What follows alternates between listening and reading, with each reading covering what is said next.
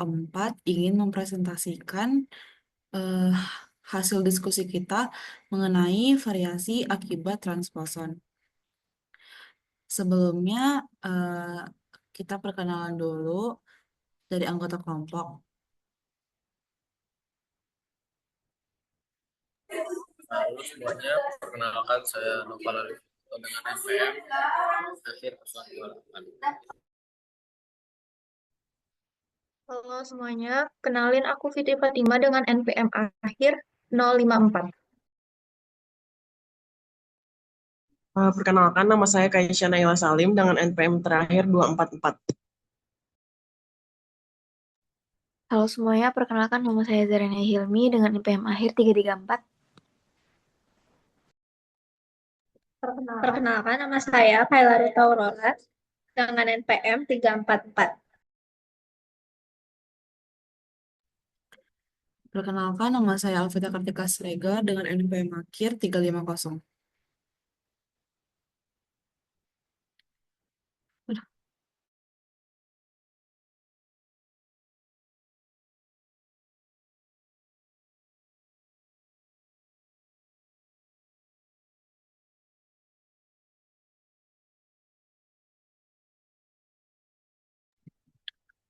Pertama-tama kita akan membahas mengenai prinsip dasar atau konsepnya mengenai variasi transposon.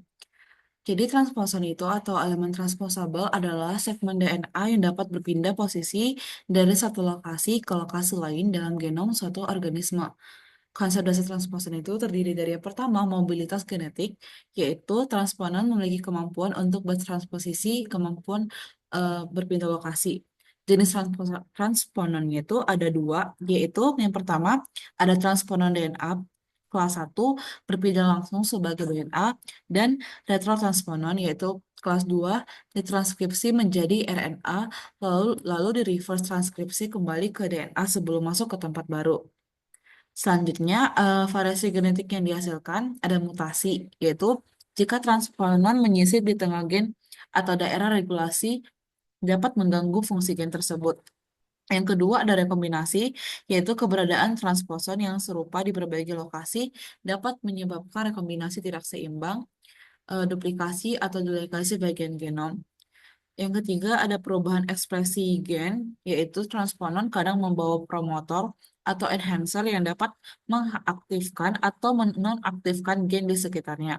Dan yang keempat ada dampak evolusioner, yaitu adalah ketika memberikan bahan mentah bagi evolusi dengan menciptakan keragaman genetik dan berperan dalam pembentukan gen baru, regulasi ekspresi gen, dan bahkan dalam pembentukan struktur kromosom.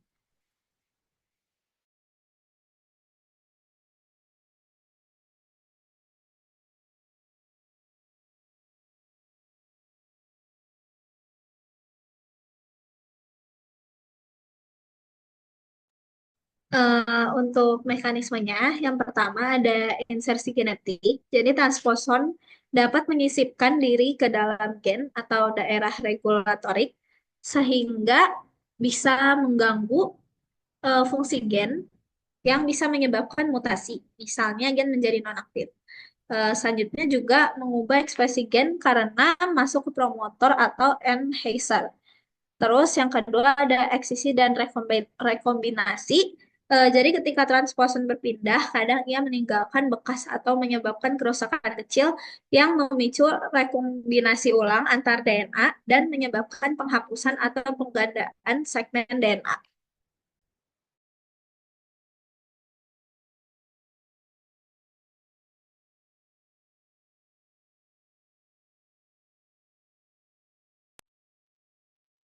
Ini selanjutnya ada mekanismenya. Yang pertama, rolling circle replication adalah mekanisme replikasi DNA yang menghasilkan salinan DNA baru dengan cara memutar lingkaran DNA sebagai template, sehingga menghasilkan untai DNA baru yang panjang secara kontinu. Mekanisme ini memungkinkan transposon untuk memperbanyak variasi genetik dengan menghasilkan salinan baru di lokasi yang berbeda. Yang kedua ada copy and paste. Ini tuh menggambarkan transposon TN3 yang melakukan transposisi secara replikatif, yaitu transposom direplikasi sehingga satu salinan tetap di tempat asal dan satu salinan baru disisipkan di lokasi genom lain. Proses ini melibatkan pembentukan pointegrate yang kemudian diuraikan menjadi dua plasmid yang masing-masing mengandung satu transposom.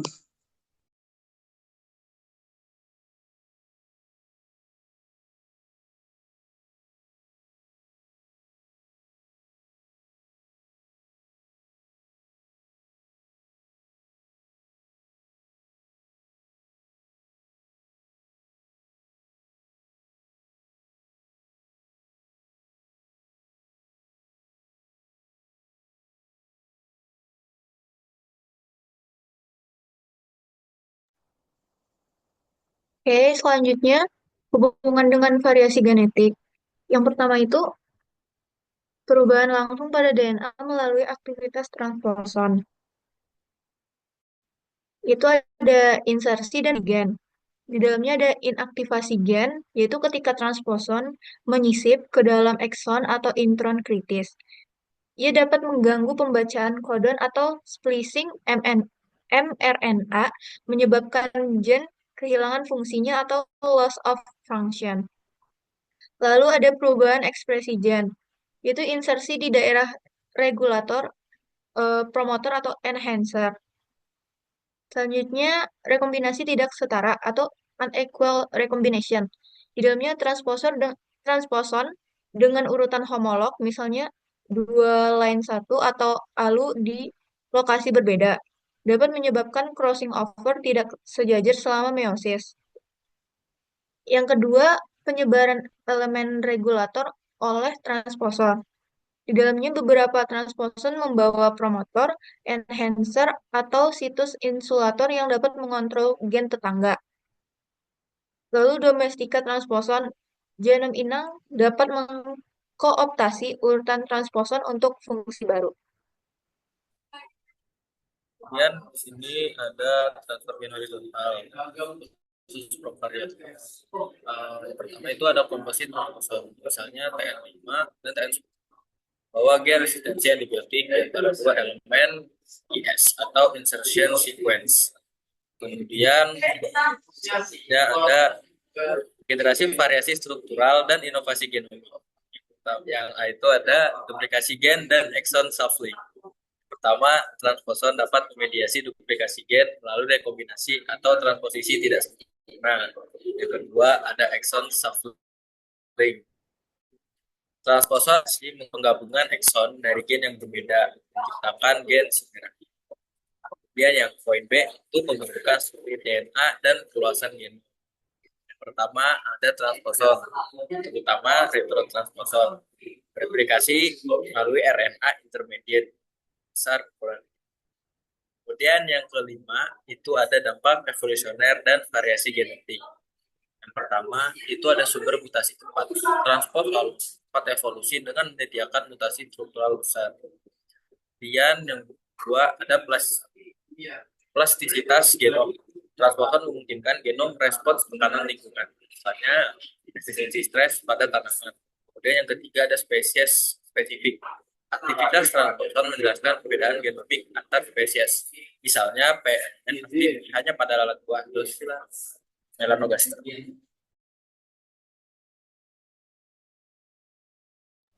Yang terakhir itu ada contoh transposon pada tanaman.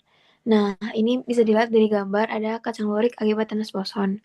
Kacang tanah lurik atau Arachis hypogea L variasi lurik merupakan contoh nyata bagaimana transposon dapat menyebabkan variasi genetik dan juga fenotipik pada tanaman. Kacang ini memiliki pola khas berupa garis-garis atau lurik ungu kecoklatan pada kulit bijinya yang membedakannya dari varietas kacang tanah lain seperti kacang Garuda yang tidak memiliki pola tersebut. Penelitian yang dilakukan dengan metode PCR tes dan sequencing mengungkapkan bahwa pola lurik ini merupakan hasil ekspresi dari gen transposon yang terdapat pada kromosom 5, 9, 14, dan 19 kacang tanah. Dengan demikian, keberadaan dan aktivitas transposon inilah yang menyebabkan munculnya pola lurik pada kacang tanah tersebut. Selain memberikan ciri khas visual, varietas kacang lurik juga dikenal unggul karena produktivitasnya tinggi dan tahan terhadap penyakit yang menjadikannya varietas yang menarik untuk dikembangkan secara agronomis.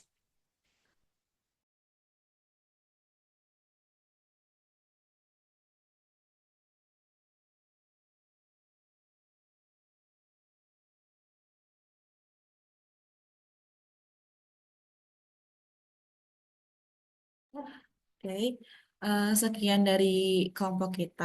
Terima kasih, semoga bermanfaat.